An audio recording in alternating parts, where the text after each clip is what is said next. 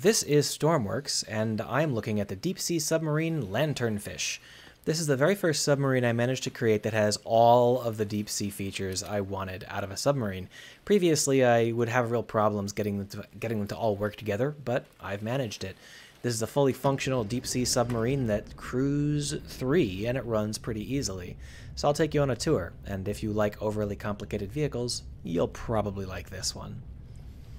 Right now we're running with diesel and we're running at a speed of 6.5, which is not really Mach fast, but diesel is super efficient and batteries run out very, very fast in this game, so if I turn on our electric motors, then we'll get better speed, but we'll also start to burn through our electricity. While we move out to deeper waters, let's go ahead and take a tour of the ship. Over here we have the crew cabin where you can sleep. Here's our bathroom, where you can role play the idea of taking a shower. Over here we have our lounge, where you can sit and eat your pretend food. And here is your medical bed, which is anything but pretend. It works fine, and it doesn't even have the damage glitch, so you can get out of it without killing yourself. Here is our surface dive chamber.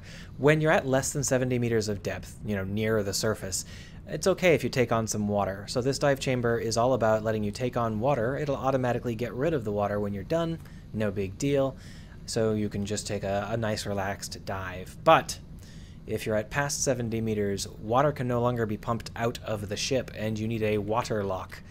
Well, that's what this deep dive room is for. This deep dive room will allow you to dive even at the bottom of the ocean. No matter how deep you go, you're not going to take on any water, which means that you're not going to get any heavier, which means you'll be able to surface again. This is the main engine room, and as we move to the back, we can quickly take a look and see that there are 4 big diesel engines. 2 on this side, 2 on the far side. And there's all these colorful tanks. Well, these colorful tanks aren't full of fuel, they're full of air.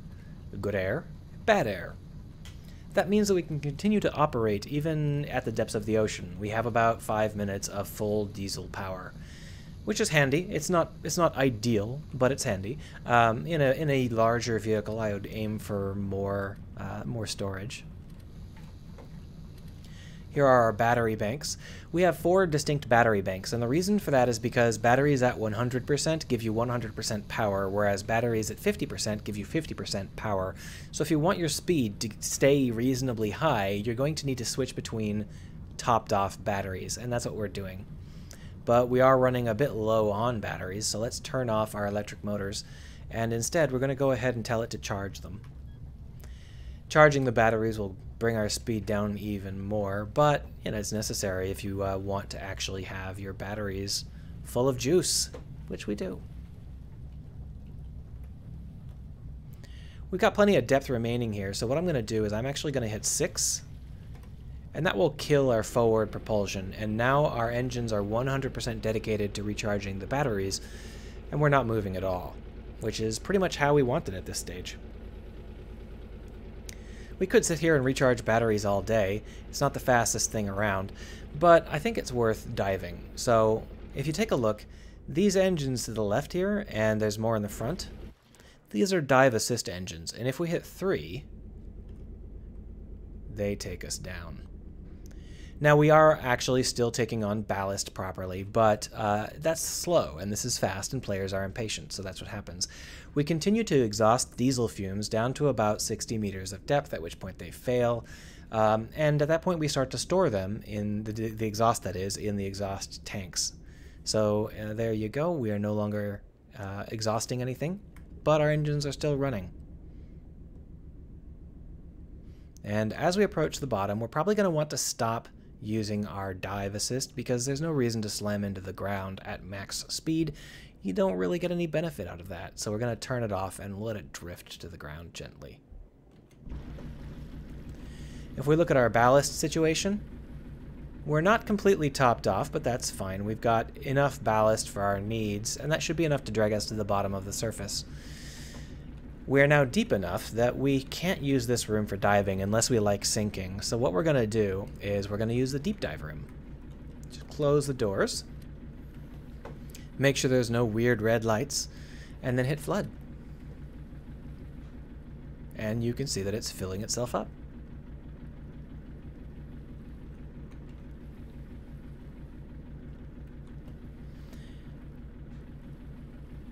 probably have about 2 minutes of diesel left at this depth before we start to choke on our own exhaust fumes, which should be enough to bring our batteries up to enough.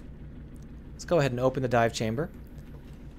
And now we're outside, and we're not any heavier. The ship has the same amount of water on it as it did before.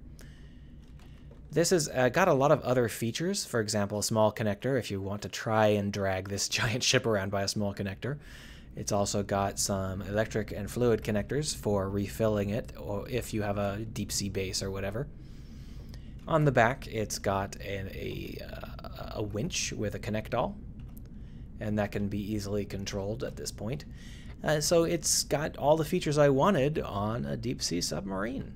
Let's go ahead and take it back to the surface, and then we'll try and crash it, but I don't think we're going to manage. I think that crashing this is actually considerably harder than you might think, because it's just not very fast. Close the door, and then unflood.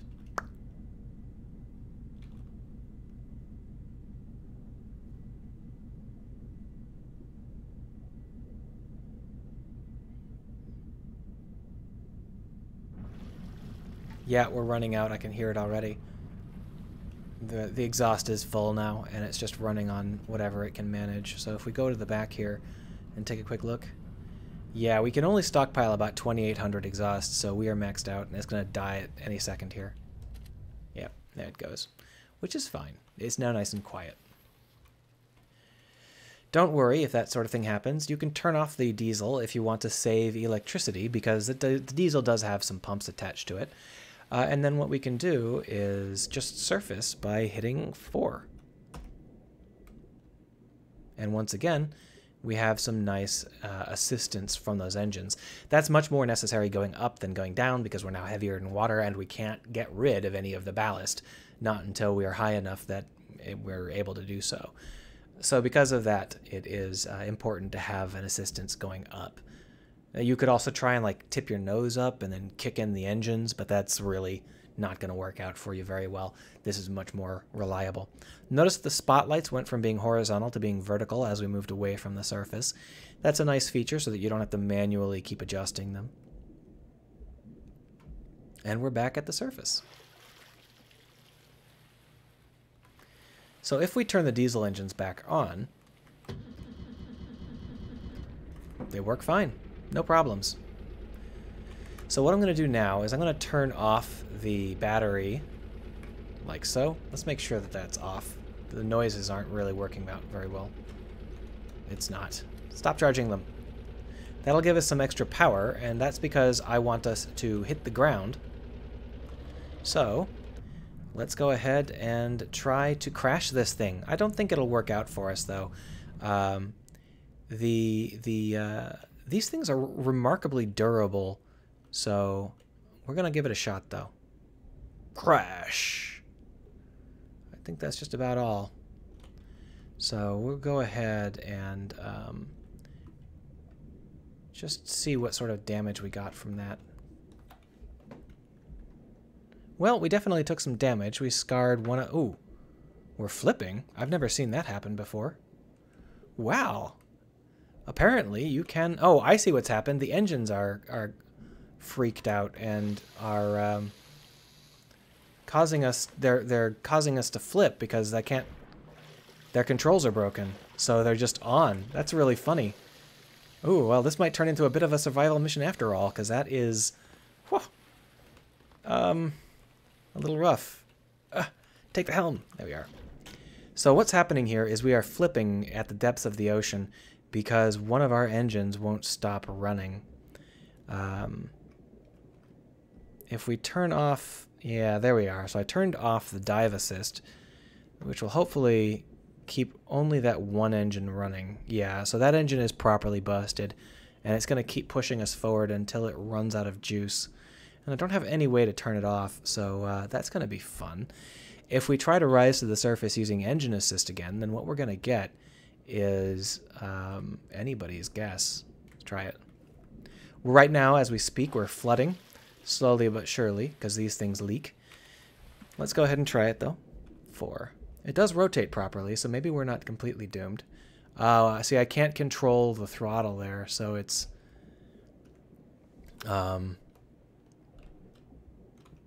It's gonna be a tough one. Let's give it a shot, though. We'll just keep pulsing and see if we can get ourselves back to the surface that way.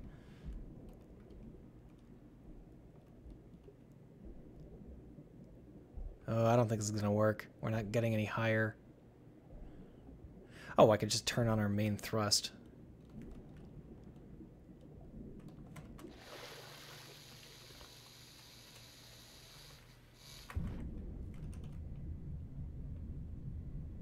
Upsy daisy. It doesn't matter if we're sideways or spinning or whatever, as long as our nose is pointed up. Yeah, there we go.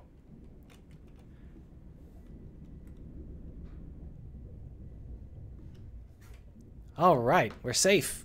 I surfaced. Whew. That was fun. I think that having deep sea survival adventures would be a lot of fun if you could build a submarine that really felt fun to have those kinds of adventures in. And I think that if I build a bigger submarine, I think it would be built specifically for the purposes of not just pretending to explore the depth of the ocean, but also getting stuck down there. And I think that that would be a lot of fun, but you have to make it fun, and I'm not 100% sure how to do that yet. Anyhow, have a nice day.